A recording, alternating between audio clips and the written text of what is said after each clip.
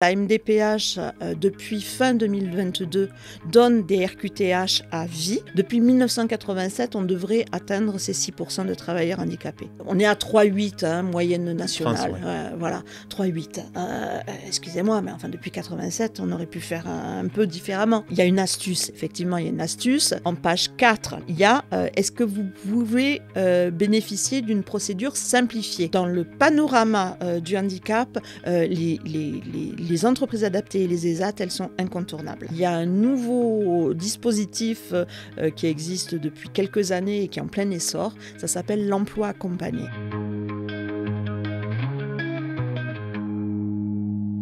Salut à tous, bienvenue dans ce nouveau podcast, le podcast Inspire. Donc c'est le podcast dédié au handicap. Vous le savez, moi j'ai deux missions. Je suis un défenseur incroyable et indécrottable du handicap. J'ai créé une entreprise adaptée. Je crée l'emploi en faisant des petits food corners dans les entreprises pour amener de la restauration aux collaborateurs. Et la deuxième chose, c'est que j'ai entrepris de communiquer sur les réseaux sociaux, Instagram, LinkedIn et surtout la chaîne YouTube pour à la fois faire des podcasts avec des personnes inspirantes, avec des salariés, avec des personnes aussi qui sont proches du handicap pour donner du conseil. Et également, je fais des vidéos tout seul, vous voyez sur la chaîne, dans lesquelles je vais répondre à des questions sur comment recruter une personne handicapée, comment postuler. On prépare une vidéo là sur l'histoire du handicap aussi. Enfin voilà, il y a pas mal de choses que vous pouvez retrouver sur la chaîne. Donc, s'il vous plaît, pour cette belle cause, déjà abonnez-vous pour ne pas louper les prochaines vidéos. Et puis, likez, commentez, enrichissez l'algorithme pour que cette cause soit beaucoup plus visible. Et dans le cadre de ces interviews, donc aujourd'hui, j'ai la chance d'inviter Sandrine, que je connais dans le milieu du travail à Montpellier. Donc Sandrine, elle a un parcours hyper intéressant puisqu'elle est à la base psychologue au travail. Elle a travaillé 24 ans au service du handicap. Elle a dédié quasiment toute sa vie là-dessus, à la fois sur la partie psychique, sur la partie mentale et cognitif. Et en côtoyant un peu tout ce qu'elle fait, je me suis rendu compte qu'elle apportait un service à la fois aux entreprises et de façon indirecte aux salariés qui bénéficiaient des conseils qu'elle pouvait leur donner au travers de l'entreprise. Et ça permet tout ça d'améliorer l'inclusion dans les entreprises et aussi d'améliorer du coup les conditions d'emploi pour les personnes handicapées. Et c'est l'objectif commun de réduire le taux de chômage pour les personnes handicapées, puisqu'on le sait, le taux de chômage est 2 fois supérieur chez les personnes handicapées que dans le taux normal. Et deuxième chose, il y a une discrimination en France qui est hyper importante. Je fais des vidéos là-dessus souvent sur la discrimination quand il y a marqué personne handicapée ou quand il y a marqué RQTH sur le CV. Et donc on doit casser ce tabou, casser ce truc-là pour essayer de faire en sorte qu'on se dirige vers une société plus inclusive. Et donc, c'est la mission de Sandrine et elle va nous parler de plein de choses. On va parler de la MDPH, la Maison des personnes handicapées, le délai pour avoir ses RQTH et un tas de choses. Elle va donner pas mal de conseils. On va parler emploi, on va parler RQTH, on va parler aussi des RQTH cachés, c'est les RQTH qui sont dans les entreprises. Et dans cette vidéo, on parlera souvent de contribution, alors pour que vous compreniez, c'est que toutes les entreprises aujourd'hui ont une obligation d'emploi, enfin les entreprises de plus de 20 salariés ont une obligation d'embaucher au moins 6% de personnes handicapées. Et les RQTH, donc les personnes qui sont reconnues en qualité de travailleur handicapé, sont des personnes qui rentrent dans ce quota-là.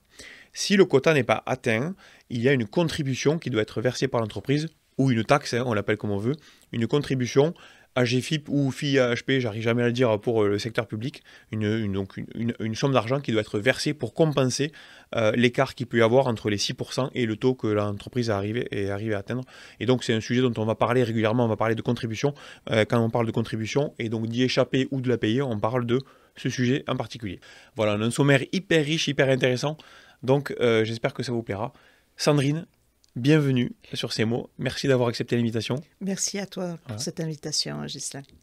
Alors, je le disais, ton parcours, toi, c'est ta vie professionnelle dédiée au handicap. À la base, tu as démarré par le psy, puis après, tu es venu à ça.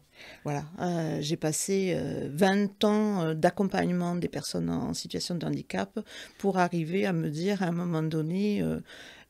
vu toute l'expérience acquise, je pense que je peux conseiller aussi les employeurs, les dirigeants, les RH, les managers sur comment on fait concrètement quand on est face à un collaborateur en situation de handicap. Ouais. Alors aujourd'hui, tu as créé ta boîte de conseil pour ça, qui est dédiée aux entreprises, c'est ça? C'est ça. Donc tu donnes du conseil à l'entreprise et de fait, quand tu rencontres les salariés, tu leur donnes aussi des conseils pour... Je peux pas faire, je peux pas me changer, hein. C'est-à-dire que toute ma vie, ça sera de donner à ces personnes-là les conseils qui sont adaptés à leur situation forcément singulière et répondre aux demandes aussi des employeurs qui sont forcément dans des contextes eux aussi singuliers et qui ont des attentes particulières. Alors, ça fait combien de temps que tu as ton compte? Ça fait plus de 2 ans là maintenant. D'accord. Et avant ça, tu étais donc salarié ou tu travaillais dans le public? Voilà, j'ai travaillé pour le service public à Montpellier, hein, Montpellier Méditerranée Métropole, le mairie de Montpellier. J'ai travaillé longtemps à Cap Emploi sur différents services. Donc Cap Emploi, c'est la filiale, on va dire, handicap de France Travail. C'est ça, c'est ça. Donc, une grosse expertise à aller conseiller par rapport à diverses situations des employeurs qui nous contactaient et qui étaient face à beaucoup de situations de maintien dans l'emploi, de problématiques d'intégration. Et qui avaient besoin d'être outillés pour faire face à des situations particulières, quoi. Et donc il y a 2 ans, tu as eu un déclic, tu t'es dit, allez, je me mets à mon compte, j'ai envie d'aller franchir un cap. C'est quoi qui t'a motivé? En fait, les contextes réglementaires dans lesquels je j'œuvrais m'empêchaient d'aller au bout d'une démarche inclusive. Donc je me suis dit à un moment donné, j'avais besoin de plus, de faire mieux, d'essayer d'accompagner mieux toutes ces personnes. Du coup, j'ai décidé de créer quelque chose. Donc ma structure, elle s'appelle Handi Rebond. Donc j'ai créé Handi Rebond à partir de ça pour répondre au mieux à des demandes qui n'étaient pas totalement couvertes par le système existant. Ok. Toi, en principe, quand tu rencontres une entreprise, puisque tu fais du conseil aux entreprises avant tout, c'est des entreprises qui sont du coup plutôt bienveillantes, puisqu'elles ont une démarche proactive sur le sujet, elles viennent te chercher pour du conseil. Donc c'est que peut-être elles ne sont pas du tout dans les clous au niveau du quota, au niveau de leur politique, mais c'est qu'elles ont envie de faire quelque chose. Mais la plupart des employeurs que j'ai rencontrés en 24 ans, elles ont envie, elles veulent faire, mais elles peuvent, par méconnaissance, faire avoir des comportements inadaptés par rapport aux personnes en situation de handicap, blessées. Ou rien faire, parce qu'elles ne savent pas comment faire, par où commencer. Et ça, en fait, ça a des impacts sur les collaborateurs qui rencontrent, sur des salariés qui se présentent à l'embauche, et à un moment donné, faire rejoindre ces deux mondes, parce que pour moi, c'est deux mondes qui avaient besoin de liens pour, en fait, mieux communiquer et se comprendre, pour arriver à travailler ensemble. C'est ça la mission, c'est ça la mission d'Handi Rebond, quoi, en fait. Alors, quand tu accompagnes les entreprises, tu accompagnes de fait, on le disait, les salariés, tu peux les accompagner pour faire leur demande de reconnaissance en qualité de travailleur handicapé. Est-ce que tu aides aussi pour avoir la carte handicapée ou pas du tout? Moi, je peux aider pour toutes les mesures de compensation, les cartes, tous les documents qu'on peut solliciter auprès de la MDPH. Voilà, c'est... Alors, sur les réseaux, la top question, mais tout en haut des top questions, qui est posée systématiquement. Et d'ailleurs, si vous avez des questions sur le sujet, posez-en, mettez-en en commentaire parce que je lis toutes les questions que vous posez et ça me sert souvent pour faire des vidéos, comme je le disais, soit tout seul pour y répondre, soit d'inviter un expert du sujet pour y répondre. Et la question qui m'a été le plus posée au travers de tout ce que je mets comme message sur LinkedIn, Instagram et autres, vous pouvez aller voir, c'est pourquoi c'est si long un dossier à la MDPH, pourquoi le délai de traitement est si long. Et en parlant avec Sandrine, on s'est rendu compte qu'il y avait quand même des astuces pour réduire ce délai. Mais déjà, toi, est-ce que tu as une réponse à cette question de pourquoi c'est si long? L'autre fois, j'ai vu une vidéo encore, une vidéo d'un squelette assis sur une table, assis sur une chaise, donc c'était une vidéo humoristique ou sarcastique, qui disait « Quand tu attends ton dossier à la MDPH ». Donc, voilà. Alors, donc c'est qu'il y a un souci, quoi. C'est quoi ton explication? Pour moi, les choses, elles sont en voie de résolution. J'explique. En fait, la MDPH, depuis fin 2022, donne des RQTH à vie. D'accord. C'est récent, fin 2022. C'est-à-dire avant, c'était tous les 5 ans? Avant, c'était... non, ça avait toujours eu des durées variables de 1 an, 3 ans, 5 ans. Voilà, Donc, il faut faire un disclaimer parce qu'il y a Enzo et Charlotte, tu l'as vu le podcast juste avant. Enzo et Charlotte disaient que son frère est autiste sévère avec déficience intellectuelle. Oui, je l'ai vu. Reviendra Oui, je l'ai vu. Et elle disait justement qu'elle était obligée, depuis qu'il est petit, tous les 5 ans, de revenir, de faire ça. Donc ça, c'est résolu. Au moment où elle va refaire la nouvelle demande, quand ça va aboutir au bout de 5 ans, là, elle va recevoir une RQTH à vie. D'accord. Donc, ça permet en fait, alors de fin 2022, comme en général, elle dure 5 ans, ça va s'étaler sur quelques années quand même. Hein. Jusqu'au pire, en 27, quoi. Voilà, en 2027. Donc, du coup, maintenant, ça permet de désengorger quand même les MDPH de ces personnes-là. C'est inutile. Qui ont une jambe en moins, elle ne reviendra pas. Voilà. Autiste, t'as perdu même de l'audition, t'es sourd, enfin voilà, hein, ça ne reviendra pas. Il y a plein de handicaps qui vont être reconnus à vie.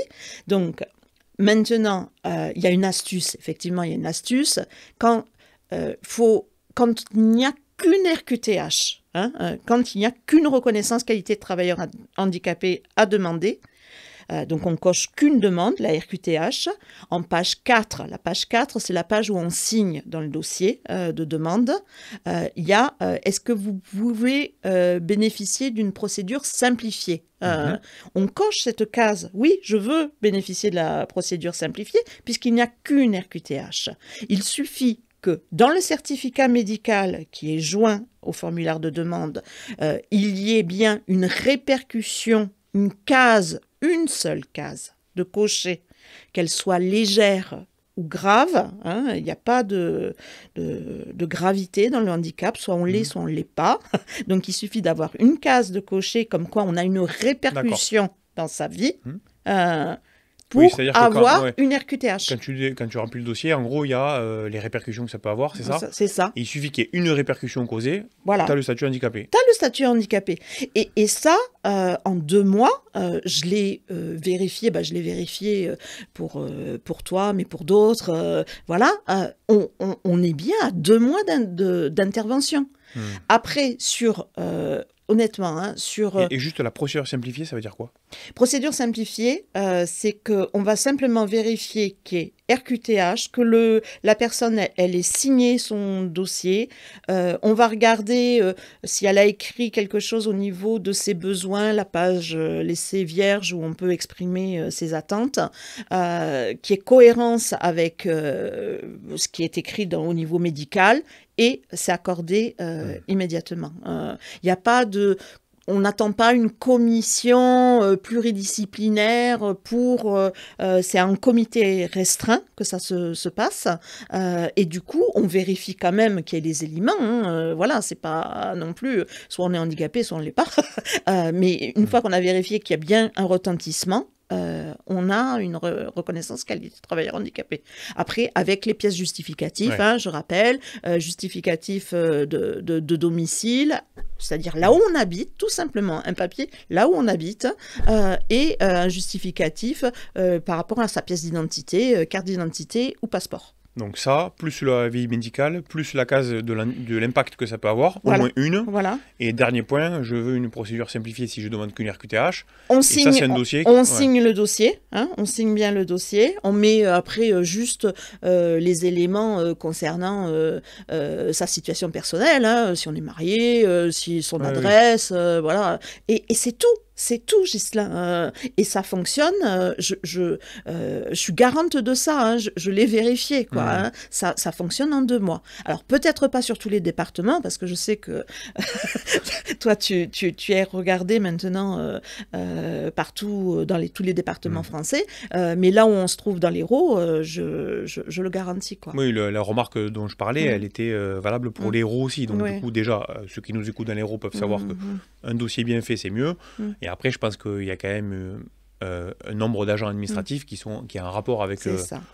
Donc, bon, a priori, on a une demande moyenne, de toute façon, qui, d'après ce que je lis, est plutôt de 6-8 mois, d'après ce qui se dit. Mais en réalité, si on fait les choses un peu plus structuré, ça peut réduire 2-3 mois. Voilà. C'est ça. Tu crois, ouais, tu crois, d'accord.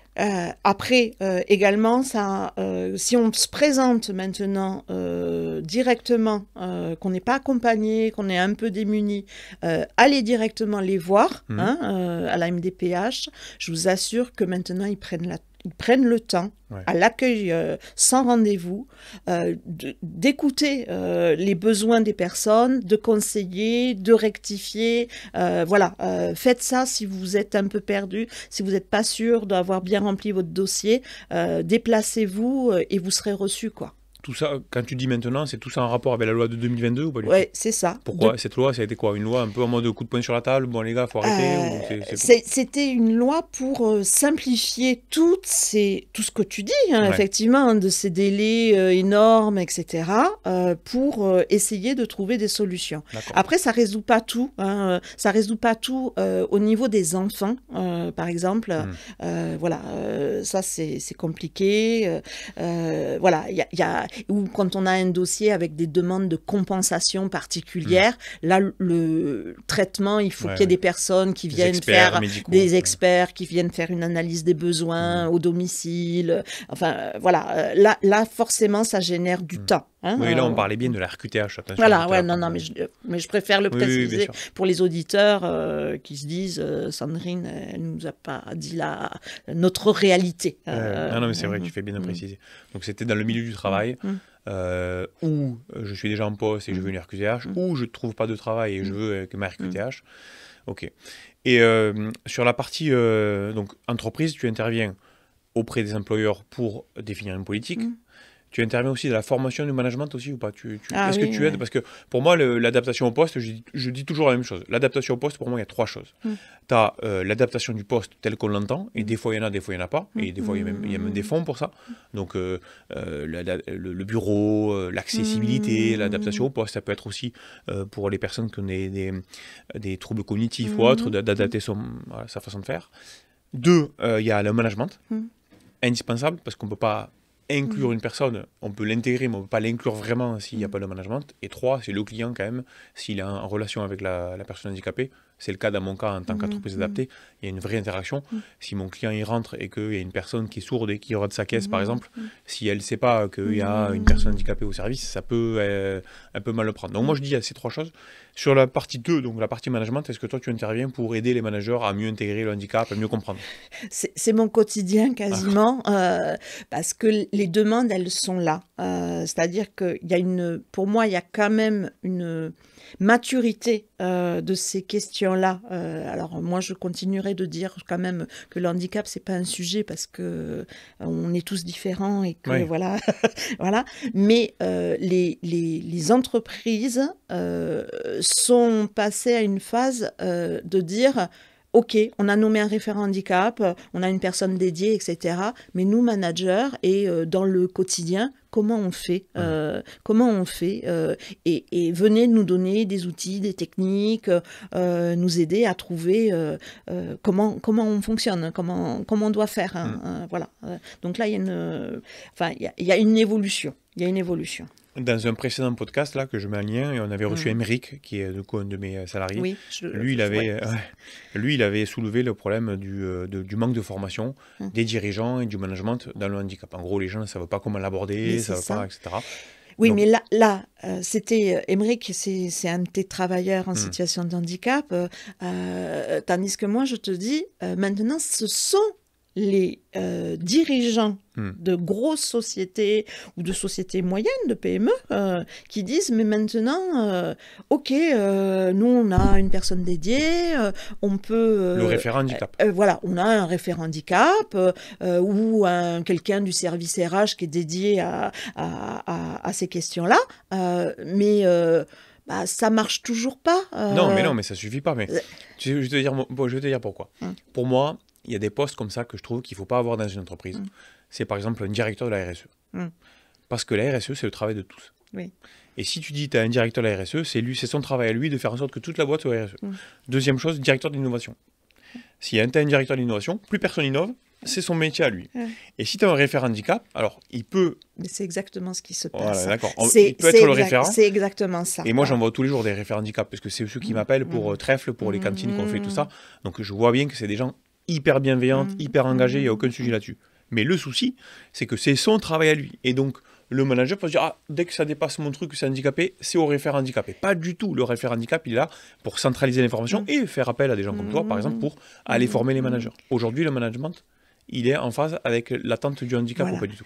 Ben, en fait, il y a une prise de conscience des entreprises, en fait, à dire, maintenant, voilà, on s'y est pas pris de la bonne manière, très honnêtement, puisque de toute manière, enfin, moi, depuis 1987, on devrait atteindre ces 6% de travailleurs handicapés. Hein, on plafonne, alors... 4,5 dans l'Hérault, ouais, voilà, on est à 3,8, hein, moyenne nationale. Voilà, 3,8. Excusez-moi, mais enfin, depuis 87, on aurait pu faire un peu différemment. Pourquoi? Parce qu'en fait, on s'est attaché à dire, on va taxer, on va, voilà, ça marche pas. Ça n'a jamais marché dans une entreprise. C'est pas ça qui fait bouger les choses. Oui, ça peut aider un peu. Ça peut aider un peu, mais c'est pas le déclencheur. Le déclencheur, il est, on est face à des situations et on ne sait pas les gérer. Ouais. Et à un moment donné, le référent handicap, il ne peut pas tout absorber. Tu imagines bien, dans des grands groupes, à un moment donné, ça ne passe plus. Donc là, on nous dit, ah, Sandrine, voilà, moi j'ai 90 managers, là il va falloir que tu viennes, quoi, parce que c'est juste pas possible. Ouais. Voilà. Donc, à un moment donné, il y a quand même, il y a besoin de former, et effectivement, je te rejoins, c'est à tous les étages qu'on doit faire du management de personnes en situation de handicap, comme sur tous les sujets que tu as cités. Ça doit être partagé par tous. Mais la prise de conscience, elle se fait que maintenant. Et ça, c'est nouveau. Après, moi, je reste persuadé que tu as des boîtes quand même qui, par le côté financier, peuvent se dire, bon, il y en a marre de payer des taxes, surtout qu'en plus, aujourd'hui, avec la communication, le RSE, on le voit, les appels d'offres, les donneurs d'ordre, ils regardent bien la politique handicap de l'entreprise, la politique sociale. Alors, et tout. Donc... La RSE, avec ces donneurs d'ordre-là, ça va faire... voilà. Ça va faire avancer le sujet. Ça va faire avancer le sujet, il n'y aura plus le choix. Il y a aussi une réglementation par rapport à cette contribution à verser à l'URSSAF qui vient de la loi de 2018 avec application dès cette année. Là, il y a des entreprises, elles ne le savent pas, mais c'est la dernière année où il va y avoir des écrêtements de contribution. En 2026, non, pas sur cette année. Comme la contribution, elle est calculée sur l'année précédente. Voilà. Donc c'est le travail de cette année. C'est le travail de cette année qui va permettre la contribution de 2026. Et là, il va y avoir des prises de conscience par rapport à l'impact financier que ça va avoir pour les entreprises avec le versement de la contribution. Non, mais pour éviter ça, il faut appeler Sandrine. Ouais. Ou faut prendre notre trèfle aussi, parce que voilà, moi je rentre. Faut aller un bon sur restaurant d'entreprise. Les EA et les ESAT, les entreprises adaptées, les ESAT, ça peut être un outil complémentaire aussi pour aider, tu vois, tu peux pas recruter. Ah oui, non, mais dans le panorama du handicap, les entreprises adaptées et les ESAT, elles sont incontournables. Incontournables. De toute manière, il y a des... Tu le sais, puisque maintenant tu recrutes des collaborateurs en situation de handicap, il y a des personnes qui ne travailleront que dans un milieu adapté. Ils ne peuvent pas fonctionner autrement. Donc, voilà. C'est parce qu'à partir du moment où il y a une baisse de productivité importante de la personne, dans une entreprise, ça crée une problématique de productivité. Il faut être clair, une entreprise est là pour produire du résultat. Et si tu as une personne qui a 60-70% de productivité, ça crée un problème. Alors, moi, j'avais une idée, quand c'est pour les 6%, c'est possible. On peut utiliser le budget de la contribution à GFIP en se disant, je l'injecte pour un recrutement, en se disant que le manager qui pilote les ratios et les tableaux de bord se dise, j'ai une personne dans mon équipe de 10 qui est en situation de handicap, elle produit 60-70%, il n'y a pas de mal à le dire, de toute façon, mais du coup, je me sers de ces budgets-là pour accepter la baisse de productivité, puisqu'au lieu de payer une contribution à GFIP, je vais avoir salarié. Donc, tu vois, si tu raisonnes même financier, tu as des leviers que tu peux utiliser. Mais tu vois, tu parlais des 6% qu'on n'arrive pas à atteindre, mais aussi, moi j'ai discuté avec beaucoup d'employeurs dans les réseaux, tout ça, et tu as des employeurs qui te disent, ouais, mais le problème, c'est que on nous oblige à atteindre un quota, mais sans l'outil légal pour l'atteindre. Et je m'explique, c'est que demain, en tant qu'entreprise ordinaire, tu peux pas aller dire, bonjour, aujourd'hui j'ai décidé, ça y est, avec mes équipes on a décidé, on recrute un comptable et on veut d'abord un handicapé, on veut un handicapé, tu vois. Et oui, parce que c'est de la discrimination. Oui, mais à partir du moment où tu as un quota à respecter, tu instaures une forme de discrimination. Donc si tu dis à une entreprise, recrutez 6%, mais que tu l'empêches de discriminer pour atteindre ces 6%, il y a un truc qui est... Oui, il y a un truc qui va alors, pas. On pourrait dire, tant que vous n'êtes pas à 6%, vous avez le droit de discriminer à ce moment-là. Mais c'est ce que j'expliquais au départ, c'est la rencontre des deux mondes. En fait, les 6% dans toutes les entreprises, ils y sont déjà. Je peux donner un exemple. RQTH caché. Voilà, c'est les personnes qui s'ignorent en situation de handicap. Je te prends un exemple. Dans les collectivités territoriales, il y a eu depuis des années des avancées avec des référents handicap. La plupart des collectivités territoriales qui se sont engagées dans des politiques handicap depuis 6-8 ans, elles ont des taux de personnes en situation de handicap autour de entre 8 et 10%. J'étais à rendez-vous à la CAF, ils sont à 7 et passé. Voilà, 8 à 10%. Pourquoi ? Il ne faut pas imaginer qu'ils ont fait 8 à 10% de recrutement de personnes en situation de handicap. Tu le comprends bien. En fait, ces collaborateurs, ils étaient déjà là. Mais simplement en affichant et en communiquant sur leur politique handicap, en faisant des actions, etc., ils se sont fait reconnaître en situation de handicap. D'où on atteint ces taux. C'est imparable. Dans la population française, il y a 13 millions de personnes en situation de handicap. Ouais. Tu vas pas me dire, rapporter à ton effectif... après, avec des personnes qui sont si éloignées de l'emploi qu'elles ne pourront jamais trouver un emploi. Oui, non, voilà. Mais 12-13 millions, c'est tout. Et puis il y a les enfants, il y a tout. Oui, là, il y a tout le monde, il y a les personnes âgées aussi. Voilà. Mais je t'assure que dans toutes les entreprises, si à un moment donné tu parles handicap, que la mayonnaise elle prend, les collaborateurs ils sont déjà là. Après que le système il soit pas, enfin, on me le dit souvent. Oui, vous nous expliquez que c'est confidentiel, mais donc comment on peut faire en sorte qu'on nous le transmette, ce document? Des fois, on est d'accord, c'est des contradictions. Et oui. Tu es obligé, mais tu ne peux pas imposer. Voilà. Mais du coup, tu me fais penser à ma question suspense. Donc la régie musique. Puisque tu parles de ces fameux, moi j'appelle ça les RQTH cachés, et toi tu appelles ça les personnes qui s'ignorent. Les personnes, qui s'ignorent comme étant en situation de musique. Est-ce que c'est une bonne solution, si on n'atteint pas son quota, que de rechercher des personnes qui sont potentiellement RQTH dans son effectif, et donc petit a, est-ce que oui, ça fait baisser le taux de chômage de faire ça, ou est-ce que petit b, non, ça ne fait rien baisser du tout? Pour moi, ça le fait baisser malgré tout, parce que je l'ai vu X fois, Ghislain. C'est-à-dire que quand tu as des collaborateurs qui commencent à donner ce document à leur service RH, à un moment donné, ça change le regard de l'employeur sur le handicap. Pourquoi ? Parce que la personne qui donne sa RQTH, c'est l'assistante de direction. Elle a toujours bien bossé, elle est vue comme quelqu'un de compétente. Et les personnes en situation de handicap, elles attendent que ça, qu'on les prenne pour ce qu'ils peuvent offrir comme service dans les entreprises et pas pour leurs incapacités. Leurs incapacités, elles ont souvent en plus appris à vivre avec. Donc, la question, c'est pas elle est handicapée, qu'est-ce qu'elle peut faire? C'est elle pouvait faire tout ça, et en plus elle est handicapée. Ah bon, voilà. Et là, il y a une prise de conscience, pour moi, des dirigeants et des services, des managers, qui se disent, mais en fait, c'est des personnes de notre entourage, de nos proches. Et quand on réalise ça, que ce sont des personnes comme tout le monde, pour moi, il n'y a pas de sujet de handicap. En fait, quand on vous annonce en recrutement, au fait, j'ai une RQTH, oui, vous avez des besoins spécifiques, il faut aménager. Il y a encore non, là, il y a beaucoup de sujets. Beaucoup de discrimination, mais ça fait avancer les choses. Mais ça fait avancer les choses. Moi, ma réponse, elle est un peu différente, parce que oui, ça fait baisser le taux. Pourquoi ? La question, elle était piège. Parce que le taux, c'est un taux. Ouais. Donc, c'est un pourcentage. Et donc, si tu as des personnes qui sont en emploi et qui se déclarent RQTH, Ouais. le taux d'emploi des personnes RQTH augmente. Ouais. Puisqu'en fait, elles étaient déjà embauchées, elles n'étaient pas RQTH, et elles le deviennent.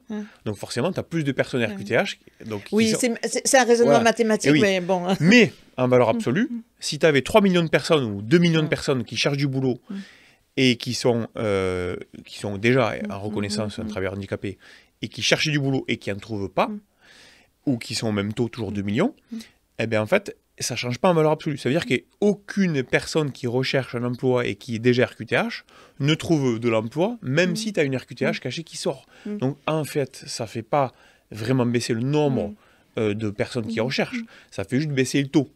Donc, il faut faire attention à ça. Mais, et tu as tout à fait raison, et j'abonde absolument dans ce que tu dis, c'est que le fait de déclarer, le fait d'enlever le tabou, le fait de faire des campagnes de sensibilisation, évidemment que ça met en avant que je suis RQTH et alors enfin, tu vois, alors qu'avant... Donc ça fait avancer le sujet. Donc oui, de manière secondaire et collatérale, ça fait baisser par des évolutions, mais techniquement et mathématiquement, en fait, ça fait baisser le taux, mais ça ne fait pas baisser le nombre de chômeurs. Et donc, c'est pour ça qu'il faut faire attention. Si on encourage trop les entreprises à chercher, à fouiller absolument pour trouver des RQTH, c'est pas pour ça que les 2 millions de personnes qui cherchent, elles vont trouver, tu vois. Voilà, donc, Ouais, après, on peut en parler, hein, de ces personnes qui cherchent. Pour moi, il faut travailler aussi l'accessibilité quand même, parce que à un moment donné, quand tu as une personne à mobilité réduite ou simplement qui se déplace avec une canne, elle se reconnaîtra.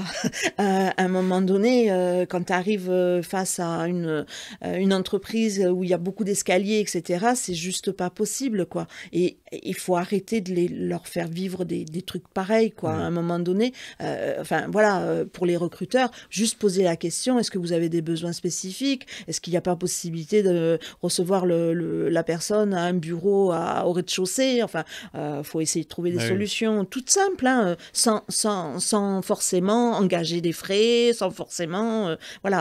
mais quand on réfléchit, on trouve des solutions de bon sens, quoi, en fait. Alors là, on a beaucoup parlé côté employeur. Maintenant, on se met dans la peau d'une personne en situation de handicap qui recherche un boulot, qui cherche... Voilà.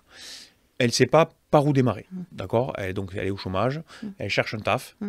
C'est quoi le conseil qu'on peut donner? Alors, j'imagine que tu vas me dire, ça dépend si elle cherche depuis longtemps, pas longtemps, mais voilà. C'est quoi les conseils que tu peux donner à une personne qui est éloignée de l'emploi ou qui cherche un taf et qui est en situation de handicap?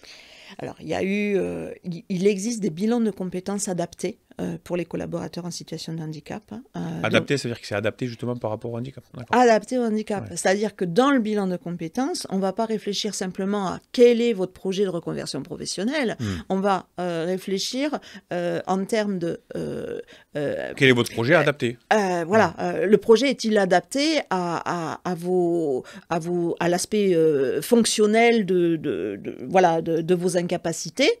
S'il n'y a pas de problème, c'est ce que prônent en fait les lois depuis longtemps, hein. C'est-à-dire on dit faut voir les personnes en situation de handicap par leurs compétences.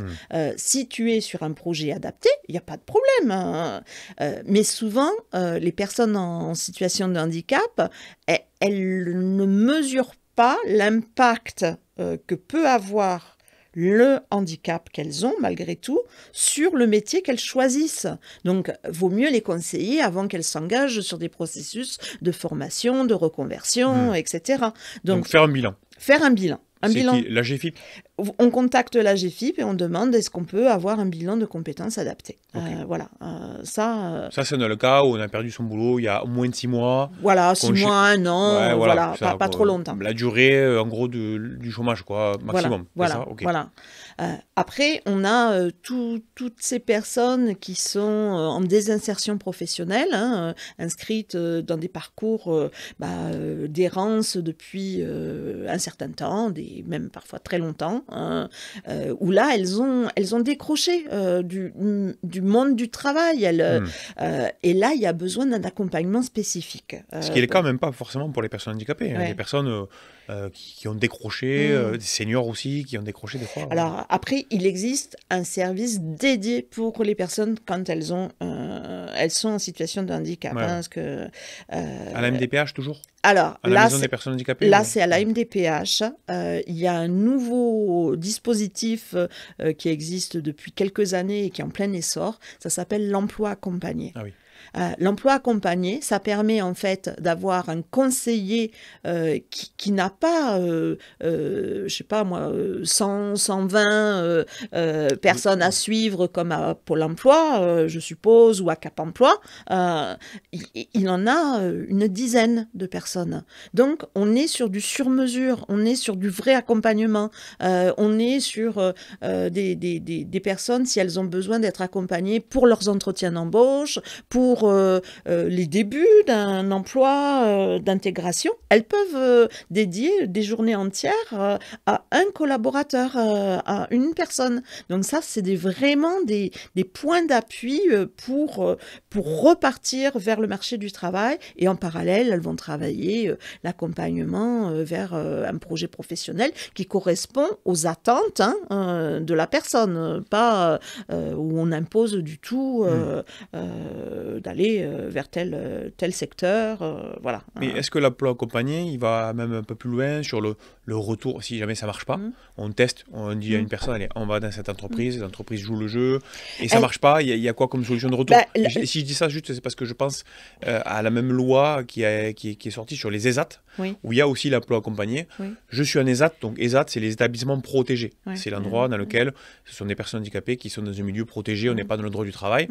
Je suis un ESAT, mais je veux aller dans le monde ordinaire ou dans une entreprise adaptée, mais surtout le monde ordinaire classique, je peux aller dans une entreprise. Et si jamais c'est un échec, on peut revenir. Il y a un retour, voilà. Et là, est-ce qu'il y a un sujet comme ça ou est-ce que c'est exactement ça. C'est-à-dire que tant que la personne, de toute manière, ne dira pas à son conseiller, j'ai plus besoin de vous. Voilà. Elle restera, donc ça peut durer des années en emploi aussi, parce qu'après, il y a toute la prise en compte par rapport à ces personnes-là, de tout ce qui se greffe, le logement, l'autonomie pour plein de choses, et elle gère tout. Pas uniquement le focus emploi. Voilà, donc c'est un emploi, un accompagnement global de la personne. Et ça, c'est une une belle avancée également, je pense, aussi, quand même, pour ces personnes-là. Il faut le dire, faut expliquer que ça existe et qu'ils fassent des demandes s'ils sont dans ces situations-là, parce que ça produit des effets waouh, magiques, chouettes. Des gens qui n'ont pas bossé depuis 10 ans, qui, bon voilà, on le smile parce que ça y est, enfin, elle bosse, bah forcément, ça fait cool. des beaux projets. Ok, maintenant, je suis une entreprise ou je suis un référent handicap. Ma boîte n'atteint pas les quotas et où j'ai envie d'améliorer tout ça. J'ai vraiment envie de... Voilà. Mais je ne sais pas, pareil, par quel bout le prendre. C'est quoi les outils aujourd'hui pour atteindre son quota? C'est quoi les méthodes? Voilà. Est-ce qu'on pourrait faire un panorama de toutes les actions qu'on peut mener pour arriver à atteindre son quota, pour le viser? D'abord, il faut communiquer, moi, au niveau dirigeant, de dire, on affiche qu'on y va, on veut faire des actions, on veut avancer sur cette question-là pour que ça redescende au niveau de toutes les strates. Donc, communication interne. Ouais, communication interne. Tu commences par là. Je suis le PDG, je suis avec mon référent handicap et on fait une communication interne en disant... L'entreprise a une politique handicap à développer, donc déjà, voilà, on vous informe de ça. Voilà. Comme ça, c'est partagé. Et en fait, dans les entreprises qui fonctionnent bien, les managers, ils commencent déjà à s'en saisir. Et voilà. Ensuite, il faut passer par de l'affichage, de la communication, des journaux, voilà. On a culture. Dans lequel on peut dire quoi? Dans lequel, alors, idéalement, à un moment donné, il faut aller sur des témoignages de collaborateurs en situation de handicap. Et si ces collaborateurs, ils sont en plus à la tête des managers, des dirigeants, alors là, ça a un impact de waouh. Voilà, donc autant le dire parce que ça fonctionne très bien. Donc je fais la phrase jusqu'au bout, j'aime bien être très concret. Oui, je t'en prie. Donc, on a une politique handicap à défendre et à faire avancer, et dans l'affichage, on marque « Nous recherchons des personnes en reconnaissance travailleurs handicapés pour témoigner de leur insertion dans le milieu professionnel, donc contactez-nous, contactez le référent handicap, ça non, ok. Et on chope des formats vidéo ou des témoignages écrits pour les mettre à l'avant, évidemment sous leur accord. Voilà, c'est ça la démarche, ok. Et du coup, on renforce la communication interne sur « On a dit qu'on voulait faire », on montre qu'il y en a ou qu'on y arrive, ok, ça marche. Voilà, ça rassure en fait le collaborateur. Alors, je ne sais plus comment toi tu l'appelles, mais moi, je dis qui s'ignore en situation de... RQTH caché. RQTH caché, qui se dit, en fait, ils ont fait ça pour voilà, un collègue, un manager, etc. On affiche ce qu'on fait aussi de bien, parce que dans toutes les entreprises, il y a des choses qui sont faites et sur lesquelles on ne communique pas. Je pense aux aménagements de poste, même s'il y a eu des aides à GFIP, mais enfin, bon, peu importe, le collaborateur, il est mieux dans ses conditions de travail, on a pris en compte, il faut le dire, hein, ça va rassurer. Ça va... dans des boîtes où le management est des fois un petit peu critiqué ou le profil un peu critiqué, ce qu'il faut, c'est essayer d'apporter une contrepartie. Parce que tu verrais sous mes posts, tout ce qu'on lit, il y en a énormément qui disent « Jamais de la vie, je donnerai ma RQTH, hors de question de leur faire atteindre le quota sur mon dos, tout ça pour économiser l'argent. » Enfin, tu as quand même une névrose un peu en France dans certaines boîtes où il y a des RQTH cachés qui jamais voudront le donner. Hein, parce qu'il y a ceux qui ne sont pas reconnus, mais qui sont en situation de handicap. Il y a ceux qui sont reconnus, mais qui ne donnent pas. Et donc, il faut quand même que l'entreprise ait une communication, en gros, en contrepartie, il y aura une meilleure adaptation. Enfin, voilà, faut qu'il y ait un peu aussi, c'est pas juste, on veut atteindre notre quota, on veut arrêter de payer, sinon... Ça marche pas. Après, sur ces personnes-là dont tu parles, à un moment donné, pour en avoir rencontré X, il y en a quand ils comprennent, quand tu prends le temps de te poser avec eux pour voir qu'est-ce qui leur freine et quand ils mesurent enfin, j'aime pas ça, mais en fait, il peut y avoir des bénéfices à leur niveau à justement le déclarer à leur employeur. Je t'assure qu'il y a des changements parce que ça, mais il faut qu'il y ait une sincérité, il faut que l'entreprise soit sincère. Il faut que l'entreprise soit sincère. Qu'il y ait vraiment une contrepartie. Voilà, il faut qu'il y ait une contrepartie. Pour donner des papiers pour que... voilà, ça marchera pas. Mais si l'entreprise, elle est sincère et qu'elle va faire les choses, je t'assure que les collaborateurs, ils donnent la RQTH et ils changent d'avis parce qu'ils comprennent mieux que ce n'est pas que pour faire baisser la contribution. Il y a un intérêt pour eux-mêmes. Après, ça reste des êtres humains, comme tout le monde. Donc, à un moment donné, tu vois ton intérêt, eux aussi, ils peuvent voir leur intérêt. Ça peut fonctionner pour certains. Après, eux, ils vont pas aimer que je dise ça, mais je le sais. Mais en fait, eux, ils veulent simplement...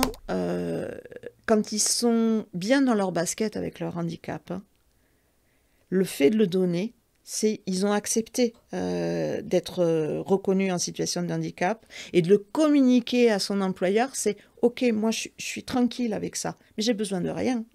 Je te demande rien à toi, l'employeur. Moi, je te dis juste, je suis en situation de handicap. » Il y en a beaucoup qui me disent ça. Donc, je veux quand même... Je sais qu'ils sont là aussi. Oui, mais c'est à saluer. Oui. Mais... il y en a qui le feront pas aussi, en se disant je vais pas aider. Voilà. Donc il faudrait qu'il y ait un monde qui se rapproche, comme tu dis, c'est deux mondes qui se rapprochent. Mais pour rapprocher deux mondes, il faut toujours qu'il y en ait un qui fasse un pas et un autre et la personne en face qui fasse un pas. Et c'est pour ça que dans l'entreprise, par ce que je te disais, le fait d'accepter la moindre productivité, le fait d'injecter des budgets pour l'adaptation au poste, le fait de proposer des activités, ça peut être le budget contribution à GFIP. Si on l'écrase ensemble, on le donne pour investir dans un autre sujet. Enfin, tu vois, c'est ça aussi. Il faut que ce soit donnant les choses, tu vois. Si c'est juste pour dire, voilà. Oui, non, mais je suis d'accord.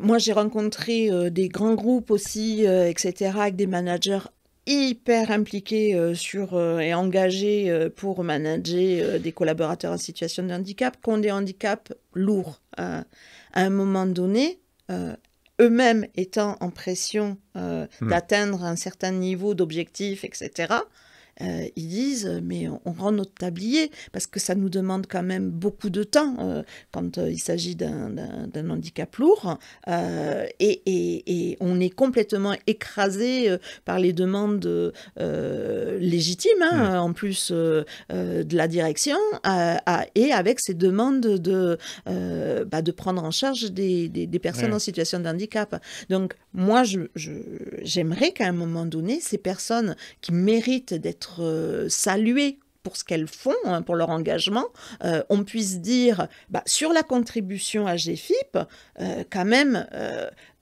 on rend à l'employeur, à ces personnes-là, vos objectifs, on les diminue parce que vous avez... Voilà, on adapte un peu. Ou on met du budget sur autre chose. Voilà.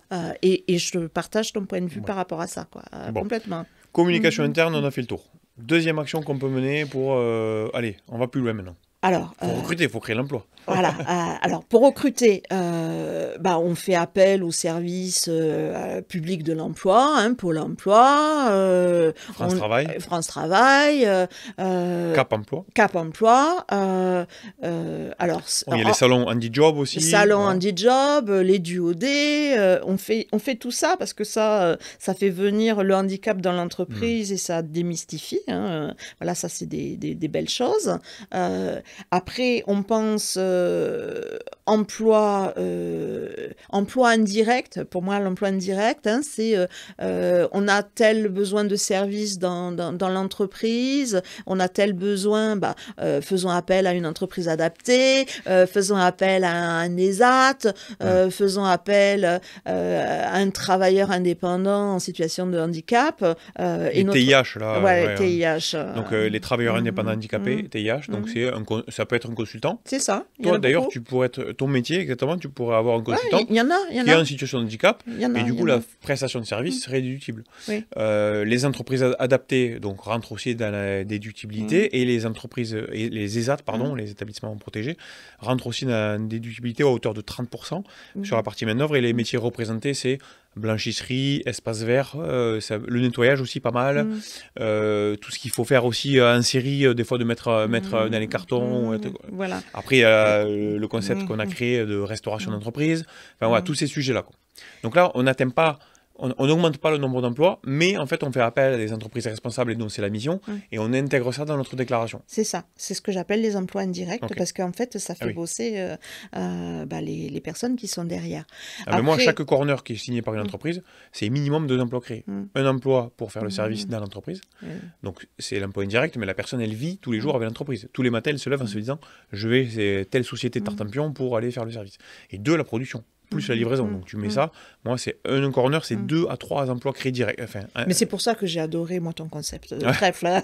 Quand j'ai vu la portée que ça pouvait avoir, du coup c'est là qu'on a commencé à communiquer et à travailler ensemble. Oui, parce que je vais aller un peu plus loin sur la partie cognitive aussi, parce que les métiers dont je parle, il y en a certains, les personnes sont entre elles, un peu isolées, tu vois. Tu n'as pas d'interaction sociale. Alors que moi, je vois un gars comme Brice qui est au corner à Montpellier, là. Ouais, l'évolution qu'il a eue, il a même demandé une formation commerciale pour expliquer le corner et tout, parce qu'à chaque fois, il me voit le faire. Et des fois, je l'associe à ça, ou des fois, je l'appelle, je lui dis, je suis en retard, fais la présentation. Et là, il me dit, je veux une formation. Donc, t'imagines l'évolution. Il parle de plus en plus avec le milieu ordinaire. Enfin, moi, je trouve ça génial, son évolution. Et ça marche dans les deux sens, ça, parce que des fois, je prends l'exemple en intervention, quand je fais les conférences, je dis à des gens, imaginons, pendant 2 ans, on vous isole dans votre maison, vous ne bougez plus, vous regardez la télé tout le temps. Au niveau cognitif, il y a des choses qui vont baisser, vos interactions sociales. Et ça marche dans les deux sens. Ça peut baisser comme augmenter. C'est retrouver confiance en soi, retrouver une certaine estime de soi, se dire dans le regard que tu portes, parce que je te suis depuis très longtemps, dans le regard que tu leur portes, tu les vois comme des personnes. Donc elles te rendent ça en disant, mais il a raison Ghislain, je suis capable. Il me voit comme capable, tu donnes cette possibilité pour eux d'évoluer vers je suis capable. Pour la petite histoire, moi je continue de les chérir quelque part pour aller former les travailleurs des AT pour jamais, pour rester en contact avec ce ce qu'est le handicap lourd, hein, considéré comme lourd, pour rester toujours au plus près de leurs besoins, quoi. Je trouve que c'est important. C'est bien de faire du consulting et du conseil pour les entreprises, mais de temps en temps, j'aime bien quand même. Oui, en plus, tu peux le faire en mécénat de compétences, quoi. C'est ça. Donc, on avait fait ça, nous, avec des cuisiniers aussi, mais il y a des boîtes qui peuvent le faire aussi sur dire... c'est une action aussi qu'on peut faire ça d'ailleurs, de dire dans l'autre sens, de dire je vais aider un ESAT ou aider une entreprise adaptée parce que par exemple moi, tu vois, si quelqu'un qui fait du marketing très fort me dit écoute Ghislaine, ton marketing il est naze, ta mission elle est géniale mais ton marketing il est pourri. Elle me donne une expertise en marketing et donc je lui donne un reçu en disant merci d'avoir fait du marketing pour moi, et donc c'est aussi ça, et j'avais pas pensé à ça, merci de m'y faire penser, c'est de donner dans l'autre sens. C'est ça. C'est en gros je peux pas utiliser le service, par contre moi j'ai une compétence que je peux apporter, et du coup si on m'aide sur le marketing, forcément ça va augmenter ma puissance et ma capacité à vendre et à faire du travail, donc du coup de l'emploi indirect. Oui, c'est une très bonne idée ça, j'avais pas pensé, je vais le rajouter dans mes notes pour la suite, tu vois.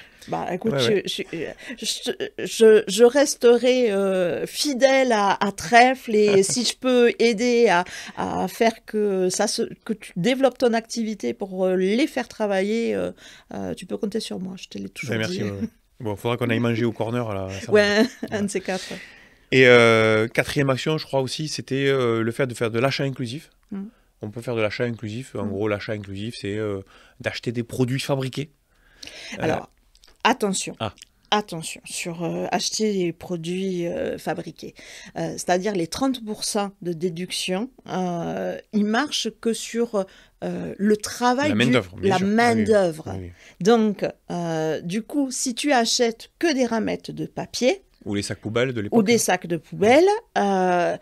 Peut-être qu'ils ont été conditionnés pour l'envoi par un collaborateur en situation de handicap, mais quand même, le produit, il est fini, quoi. Donc, il n'y aura pas 30% de déduction. Il ne faut pas faire croire aussi aux employeurs. Il ne faut pas qu'elles se fassent avoir, quoi. Enfin, il y a deux choses. Il y a acheter un produit qui a été fabriqué dans le milieu ordinaire, et qui aurait été empaqueté ou envoyé par des personnes handicapées, auquel cas la valeur ajoutée ou la valeur rajoutée pour le handicap, elle est faible, et donc du coup la déductibilité aussi. Mais tu as des boîtes comme Samuel Ecorgne, que j'ai interviewé avant, qui lui a une entreprise adaptée. Il vend des exosquelettes dans les entreprises pour prévenir justement le risque de maladie ou de troubles, et aussi pour aider les personnes handicapées à travailler. Et lui, c'est fabriqué par des personnes handicapées. Donc l'achat, il est vraiment inclusif. Là, oui. Voilà. Donc ton warning, il est sur le distinguo entre les produits un peu social washing. Voilà. Il y a une époque, il y a eu l'arnaque, les sacs poubelles, ça a été dévoilé. Moi, je me faisais appeler sans arrêt au bureau. Oui, sacs poubelles. Tu as acheté les sacs poubelles 4 fois plus cher. Donc il y a des ESAT qui sont enrichis. Bon, et c'est dommage parce qu'en fait, ça renvoie une mauvaise image. C'est ça. Faut pas faire des choses comme ça. Faut dire. Faut qu'il y ait du sens. Faut creuser le sens. Oui, faut voir le sens. Mais après, c'est une manière aussi de faire du recrutement. Il y a aucun problème. Et on ne pense pas aussi qu'il y a certains ESAT ou plutôt entreprises adaptées qui se sont mis à faire, je ne sais pas moi, de la communication, qui font des supports graphiques super qui peuvent répondre à des demandes comme les professionnels. Enfin, il existe Nous, on a attaqué la communication comme ça. Il existe plein en fait de services auxquels on ne pense pas. Il y a sur Montpellier, je sais pas, pour laver sa voiture, enfin voilà, il y a plein de choses qui existent. Enfin voilà, on peut consulter l'annuaire du GESAT. Vous aurez enfin voilà, l'UNEA. Vous avez la liste de toutes les entreprises adaptées avec toutes leurs compétences. Et là, on voit bien que même quand il y a le marché de l'inclusion aussi, le site, le marché de l'inclusion, qui est un service de l'État. Voilà, on peut trouver des compétences, y compris pour ceux qui sont considérés comme des handicapés lourds. Voilà. Voilà. Moi enfin, quand tu vois ce qu'ils sont capables de faire et de produire, il y a des fois, tu te dis, waouh, quoi. Alors, bien sûr, ils mettent peut-être plus de temps que... voilà. Oui, mais ils ont une vraie valeur ajoutée au niveau travail, quand même. Et ça, on ne peut pas leur enlever, quoi. C'est sûr. Voilà. D'ailleurs, il y a des choses qui sont comme ça... positives, mais d'autres qui t'agacent énormément de l'handicap, quand tu côtoies le milieu des entreprises et des personnes qui Alors, moi, recherchent, c'est quoi le truc vraiment qui te... moi, c'est ceux qui affichent, voilà, il y a c'est sur tout leur site, c'est sur voilà, toutes leurs publications, je fais, et tu apprends que ils viennent dans des conférences, machin, pour montrer avec la personne en fauteuil, etc., etc. Et au final, ils ont loué ces personnes-là auprès des ESAT parce qu'ils ne sont même pas partis de leur effectif. Bon, donc le social washing. Le social washing, moi ça, j'ai même les poils qui se hérissent. Je suis désolée. Ouais. C'est le social washing, c'est en fait de dire qu'on fait mais on ne fait pas. Quoi. Voilà, c'est ça. de mentir sur ça. Il y a eu le greenwashing pendant longtemps sur la partie écologique. Alors là, tu vois, moi j'ai tous mes business depuis de nombreuses années et j'ai toujours fait en sorte de rajouter une couche sincère de RSE, responsabilité sociétale des entreprises. Au départ, on était vachement tourné vers l'écologie, le CO2, la biodiversité, le déchet, etc. Effectivement, on faisait des choses. Et face à moi, j'avais des confrères, des concurrents qui, eux, faisaient rien, mais mettaient des belles pages internet. Nous, on fait ceci, on fait cela, on signe des labels, on signe des chartes à tir à l'arigot. Et en réalité, quand tu vois les pièces ou quand tu vois les nourritures, tu vois bien que c'est un steak de machin qui arrive de tel endroit. Bon. Donc, ça a été difficile pour moi d'accepter que j'investissais du temps et de l'argent et une politique, parce que ça coûte plus cher de faire la RSE, faut pas se mentir, pour faire des choses sincères et de pouvoir dire la même chose que le confrère qui faisait rien du tout. Et ça m'a longtemps agacé. Et là, je rends honneur à tous les acheteurs qui progressent énormément. Et aujourd'hui, les acheteurs, et c'est pour ça que nous, ça a été un levier de progression énorme, on est passé, on a fait x4 en activité grâce à tout ça. Les acheteurs deviennent de plus en plus compétents, et donc bravo à eux. Parce que maintenant, à l'époque, c'était est-ce que vous faites un peu de RSE? Oui, et là, tu fais une belle page, une belle présentation, tu avais le dossier, tu avais les points. Maintenant, c'est vous en faites quoi? Vous faites combien? Et mesurable, et les CO2, et les calculateurs, le nombre d'heures. La dernière fois, on avait un dossier, un appel d'offres, c'est il faut inclure tant d'heures d'insertion et le prouver. Donc, tu vois, on est sur du quantifiable, du tangible, et grâce à ça, tout le greenwashing que j'ai connu est en train de disparaître parce qu'une entreprise qui n'est pas aujourd'hui socialement responsable, elle ne pourra pas répondre à ça ou elle ne pourra pas gagner. Et sur le social washing, j'espère que les acheteurs, et je le vois, sont en train de progresser aussi là-dessus. Et ça permet de mettre du tangible, de limiter justement le social washing. Donc voilà. Il y a les conférences, il y a tout ça effectivement pour se la péter, mais réellement pour avoir des marchés, aujourd'hui je trouve que les acheteurs ont progressé et font un super travail. Heureusement que quelque part la RSE vient servir en fait tous ceux qui prônent l'inclusion et qui veulent le mettre au cœur de leur organisation. Là, elles vont être reconnues. Ça sera plus, ça n'existera plus.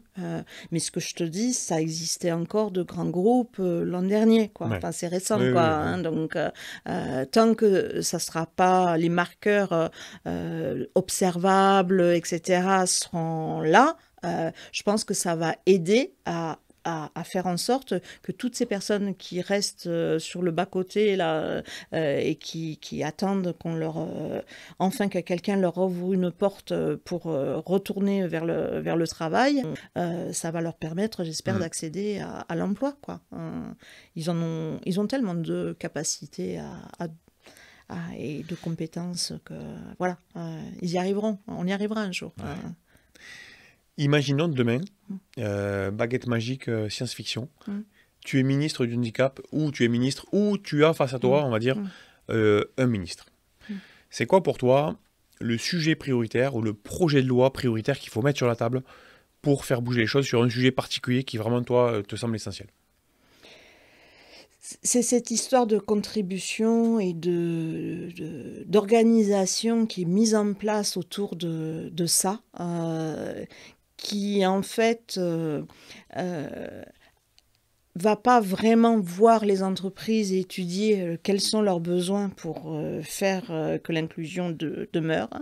Et à un moment donné, changer ce système de contribution en faisant en sorte, en gardant peut-être une partie quand même, mais en faisant en sorte qu'on puisse rétrocéder en fait du montant de cette contribution aux employeurs qui peuvent démontrer qu'ils ont inclut des collaborateurs en situation de handicap. Là, on changerait vraiment les choses. On commencerait vraiment, et puis on dévoilerait aussi ce qui me hérisse.